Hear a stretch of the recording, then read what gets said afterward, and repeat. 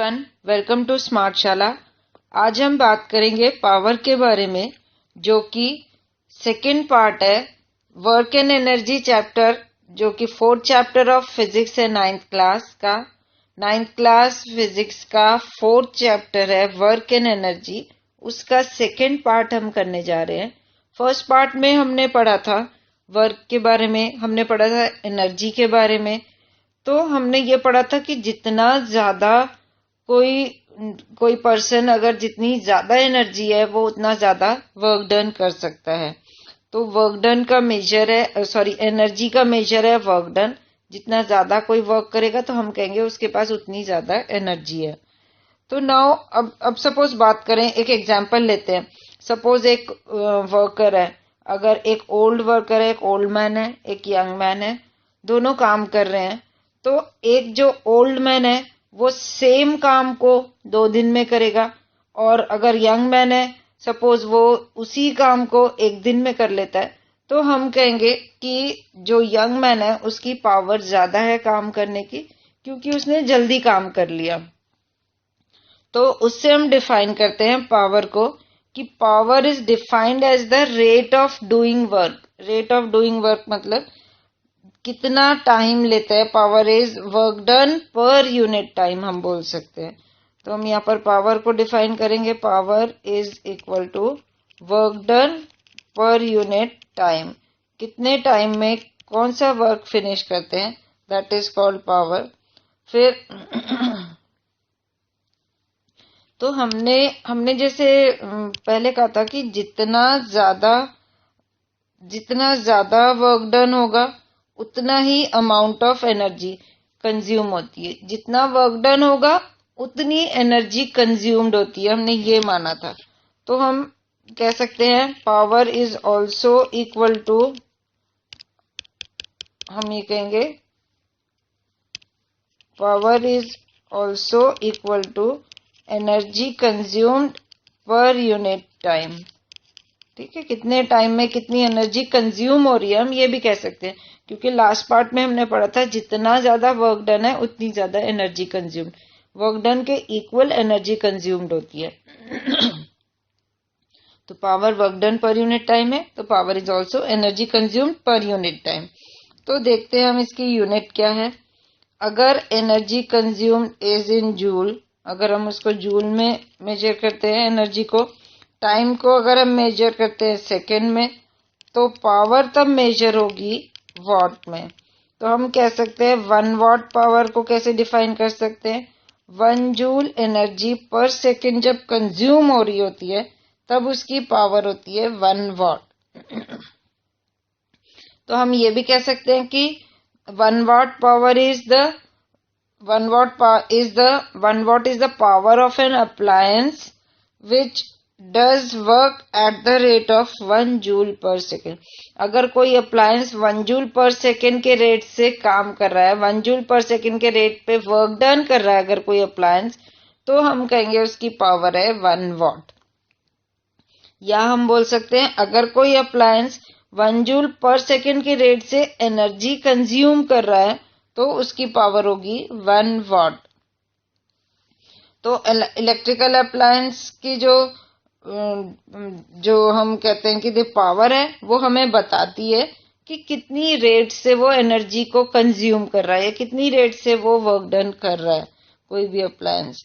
तो ये तो स्मॉलर यूनिट की बात करें वो होती है वॉट। इसकी बिगर यूनिट्स होंगी किलोवाट। इसकी बिगर यूनिट से kilowatt which is equal to 1 kilowatt is equal to हम कहेंगे 1000 वॉट के इक्वल है। या हम कह सकते हैं कि मेगावाट, तो 1 मेगावाट इज इक्वल टू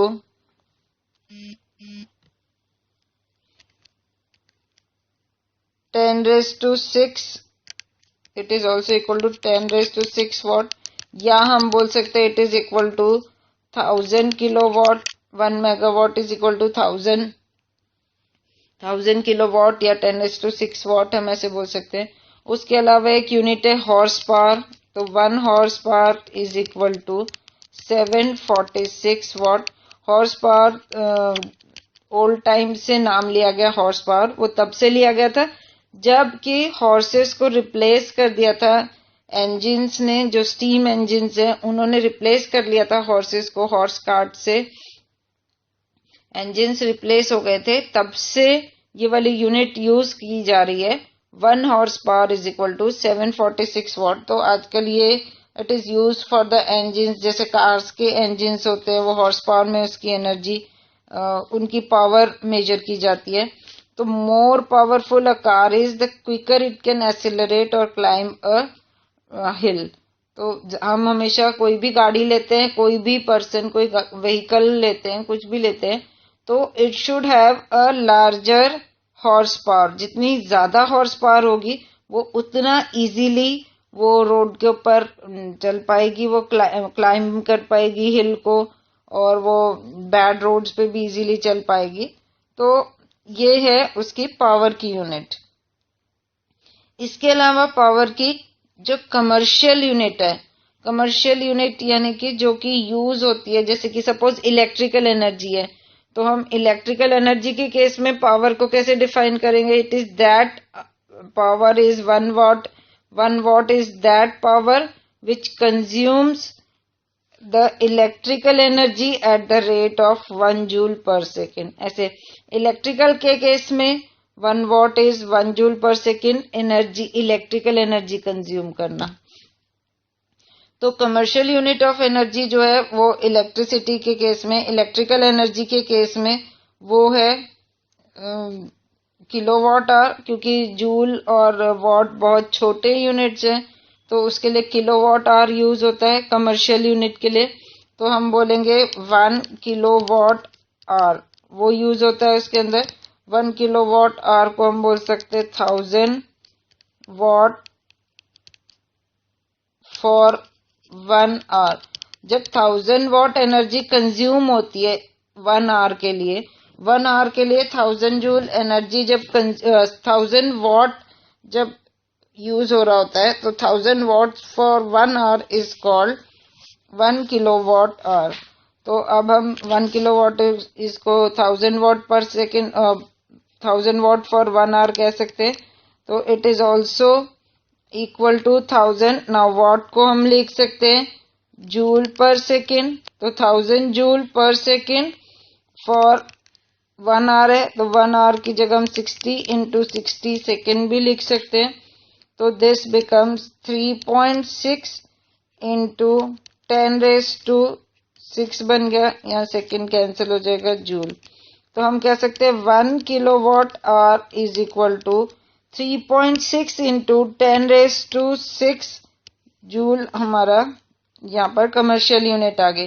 तो 1 किलोवाट आवर को नॉर्मली इलेक्ट्रिकल एनर्जी के केस में 1 kilowatt hour is equal to, it is commonly known as 1 unit of electricity. This is commonly known as 1 unit of electricity. तो 1 kilowatt hour which is equal to 3.6 into 10⁻⁶ joule is equal to 1 unit of electrical energy. तो इसके basis पर इसको use करके find किया जाता है जो इलेक्ट्रिसिटी बिल आता है। वो इन यूनिट्स को, जैसे हमारे मीटर रीडिंग होती है, मीटर रीडिंग में ये यूनिट्स काउंट की जाती हैं, कितनी यूनिट्स हम यूज करते हैं इलेक्ट्रिसिटी की, कितनी यूनिट हमने कंज्यूम की है 1 मंथ या 2 मंथ में। उसके बाद उसको मिनिमम कुछ पर यूनिट के अकॉर्डिंग रेट होता है इलेक्ट्रिसिटी का। तो जैसे अगर 5 रुपीज पर यूनिट है, तो जितने यूनिट यूज हुए होते हैं उसको उस रुपीज से मल्टीप्लाई कर देते हैं, और उससे हमारा इलेक्ट्रिसिटी बिल आ जाता है जो हम पे करते हैं। हमने जितनी भी पावर यूज की है, जितने भी यूनिट्स हमने यूज किए हुए हैं इलेक्ट्रिसिटी के पर मंथ या पर 2 मंथ्स, तो उसको हम पर यूनिट के रेट से मल्टीप्लाई कर देते हैं। कितने रुपए का 1 यूनिट है वो हम निकाल लेते हैं, और उसके बाद उससे हमारा इलेक्ट्रिसिटी बिल आ जाता है, और वो उसको हम पे करते हैं। उसके बाद एनर्जी के केस में मोस्ट इम्पॉर्टेंट एनर्जी का एस्पेक्ट है, that is transformation of energy. Energy हमेशा ट्रांसफॉर्म होती है from one form to other. हमेशा एनर्जी जो है it converts into from one form to other वो कन्वर्ट होती है एनर्जी हमेशा। तो this is called transformation of energy. तो ट्रांसफॉर्मेशन ऑफ एनर्जी, जैसे फॉर एग्जांपल अगर हम ले कि कोई ऑब्जेक्ट है, कोई बॉल है, उसको हम हाइट से, उसको सपोज ये h हाइट पे है, वहां से उसको फेंक रहे हैं। तो जब भी कोई ऑब्जेक्ट हाइट पे होता है, हमने पहले पढ़ा था, इससे लास्ट वीडियो में पढ़ा था, जब भी कोई ऑब्जेक्ट हाइट पे होता है तो इट हैज पोटेंशियल एनर्जी। यहाँ पर उसका पोटेंशियल एनर्जी है पूरा, बहुत हाई पोटेंशियल एनर्जी है। जब हमने उसको नीचे फेंकना शुरू कर दिया तो it's potential energy keeps on decreasing, और उसकी काइनेटिक एनर्जी जो है, जो कि हाइट पे जाके काइनेटिक एनर्जी 0 थी, तो kinetic energy keeps on increasing. तो जब हम हाइट से कोई ऑब्जेक्ट को नीचे फेंक रहे हैं तो काइनेटिक एनर्जी उसकी इंक्रीज होती जाती है, पोटेंशियल एनर्जी उसकी डिक्रीज होती जाती है। तो इसका मतलब हो क्या रहा है कि जब कोई ऑब्जेक्ट हाइट से नीचे आता है तो it's potential energy is converted into kinetic energy. Potential energy kinetic energy में कन्वर्ट होते होते होते जैसे वो ग्राउंड पे आ जाता है, यहाँ पर उसकी पोटेंशियल एनर्जी 0 हो जाती है और उसकी काइनेटिक एनर्जी मैक्सिमम हो जाती है ग्राउंड पे आकर। तो इस तरह से ट्रांसफॉर्मेशन ऑफ एनर्जी होता है चीजों में। तो इससे उल्टा जब ऑब्जेक्ट को अपवर्ड फेंके जा रहा है, नीचे से ऊपर फेंक रहे हैं, नीचे हमको पता है काइनेटिक एनर्जी मैक्सिमम है, पोटेंशियल एनर्जी 0 है। जैसे वो ऊपर को जाता है तो काइनेटिक एनर्जी जो उसकी है वो डिक्रीज होती जाती है, और उसकी जैसे जैसे हम ऊपर जा रहे हैं तो उसकी जो पोटेंशियल एनर्जी है वो इंक्रीज होती जाती है। जब हम ऊपर को जाते हैं तो पोटेंशियल एनर्जी इंक्रीज होती जाती है और काइनेटिक एनर्जी डिक्रीज होती जाती है, और यहाँ टॉप पे पहुंच के काइनेटिक एनर्जी फिर से 0 हो जाती है और पोटेंशियल एनर्जी मैक्सिमम हो जाती है। तो इस तरह से ट्रांसफॉर्मेशन ऑफ एनर्जी होता है। सपोज अगर हम बात करें जैसे हाइड्रो इलेक्ट्रिक पावर स्टेशंस की बात करें, तो हाइड्रो इलेक्ट्रिक पावर स्टेशंस में क्या होता है, डैम में बहुत हाइट पे पानी, उसमें बहुत हाइट पे वाटर को स्टोर किया जाता है। जब डैम में वाटर स्टोर्ड होता है तो उसकी जो पोटेंशियल एनर्जी है वो बहुत ज्यादा होती है। जब बहुत हाइट पे पानी को स्टोर किया जाता है उसकी पोटेंशियल एनर्जी बहुत ज्यादा हाई होती है। फिर जब इतनी हाइट से उसको फेंका जाता है तो उसकी potential energy is converted into kinetic energy. उसमें potential energy is converted into kinetic energy. जब पोटेंशियल एनर्जी काइनेटिक एनर्जी में कन्वर्ट होती आ रही है, जब यहाँ पहुंचता है तो उसकी काइनेटिक एनर्जी मैक्सिमम होती है, और ये काइनेटिक एनर्जी यहाँ पर टरबाइन होती है, ऐसे फैन होता है टरबाइन का, उसको रोटेट कराती है ये काइनेटिक एनर्जी, और दैट रोटेशन जो ये it is converted into then mechanical energy. यहाँ पर मैकेनिकल एनर्जी में कन्वर्ट होती है वो रोटेशन से, और वो then it is converted, potential and kinetic दोनों ही मैकेनिकल एनर्जी हैं। Potential energy is converted into kinetic energy, then kinetic energy is converted into electric energy. Electric energy यहाँ जनरेटर लगा है, टरबाइन से जनरेटर चलता है, एंड यहाँ पर इलेक्ट्रिक एनर्जी में कन्वर्ट हो जाता है। इलेक्ट्रिक एनर्जी जो है पावर स्टेशन से पे जाकर देन फिर हमारे हाउस में उसकी सप्लाई हो जाती है। तो इस तरह ट्रांसफॉर्मेशन होता है। पानी को बहुत हाइट पे स्टोर किया जाता है, वहां पर उसकी पोटेंशियल एनर्जी हाई है, वहां से उसको पानी को ऊपर से नीचे फेंका जाता है। जब ऊपर से पानी नीचे गिर रहा है तो उसकी काइनेटिक एनर्जी मैक्सिमम हो जाती है। नीचे आकर काइनेटिक एनर्जी मैक्सिमम होने से वो टरबाइन को रोटेट कर रही है। ये टरबाइन रोटेट होने से जनरेटर स्टार्ट हो जाता है। जनरेटर यानी कि kinetic energy is converted into electrical energy. ये electrical energy then power stations पे जाती है और वहां से हमारे हाउस होल्ड में आ जाती है। तो इस तरह से हम एनर्जी को यूज करते हैं बाय दीज एनर्जी ट्रांसफॉर्मेशंस। इसी तरह थर्मल पावर स्टेशंस होते हैं, थर्मल पावर हाउस होता है। थर्मल पावर हाउस में क्या होता है कि जो वाटर होता है उसको हीट किया जाता है बाय कोल जलाते हैं, उससे पानी को गर्म करते हैं। पानी गर्म होने से उसकी स्टीम बनती है, यानी कि कोल की जो केमिकल एनर्जी है it is converted into heat energy. उससे जो स्टीम बनी है वो हीट है उसमें, वो स्टीम टरबाइन को रोटेट करती है. Then that heat energy is converted into kinetic energy. Kinetic energy is converted into electric energy. तो उसमें क्या होता है, केमिकल एनर्जी है, it is converted into heat energy. Heat energy is then converted into kinetic energy, क्योंकि वो turbine को rotate कर रही है. देन काइनेटिक एनर्जी जो है it is converted into electric energy. तो ये स्टेप्स है एनर्जी कन्वर्जन के, ट्रांसफॉर्मेशन के. तो ऐसे हम बहुत सारे डे टू डे लाइफ के जो बहुत सारे ऐसे एक्टिविटीज हैं जिसमें हम देखेंगे इन एनर्जी ट्रांसफॉर्मेशंस के बारे में. तो हम यहाँ देखते हैं कि वो एक इम्पॉर्टेंट कैरेक्टरिस्टिक है एनर्जी का, ये सबसे इम्पॉर्टेंट कैरेक्टरिस्टिक है कि it could be transformed from one form to other. उससे हमारे हम बहुत सारे काम कर सकते हैं, उससे हमारे बहुत सारे एक्टिविटीज कर सकते हैं उससे. तो ऐसे बहुत सारे डे टू डे लाइफ के हमारे जो एनर्जी कन्वर्टर्स हैं, जैसे कि इलेक्ट्रिक मोटर में क्या होता है, electric energy is converted into mechanical energy. Then हम देखते हैं इलेक्ट्रिक आयन, उसमें electric energy is converted into heat energy. फिर इलेक्ट्रिक बल्ब है, उसमें electric energy is converted into heat energy and light energy. फिर इस तरह से बहुत सारे डे टू डे लाइफ के एग्जांपल्स हैं, आप इनको देख सकते हैं. और इसके बाद आएगा कंजर्वेशन ऑफ एनर्जी. जब ये एनर्जी ट्रांसफॉर्मेशन हो रहा है from one form to other, तब वो एक लॉ फॉलो कर रहा है, that is law of conservation of energy. यानी कि पूरा वन फॉर्म की energy is converted into other form. Energy is neither created nor destroyed. ना ही एनर्जी प्रोड्यूस होती है, ना ही एनर्जी डिस्ट्रॉय होती है. It just converts from one form to other. That is called law of conservation of energy. तो law of conservation of energy को समझेंगे इसके बाद हम. The law of conservation of energy in case of a free fall. If we consider a free fall, एक हम ball फेंकते हैं बहुत हाइट पे से, अगर उस बॉल को हम फेंकते हैं, let ball initially point A पर है एक बॉल, उसको हम ऊपर से फेंकते हैं पॉइंट ए से.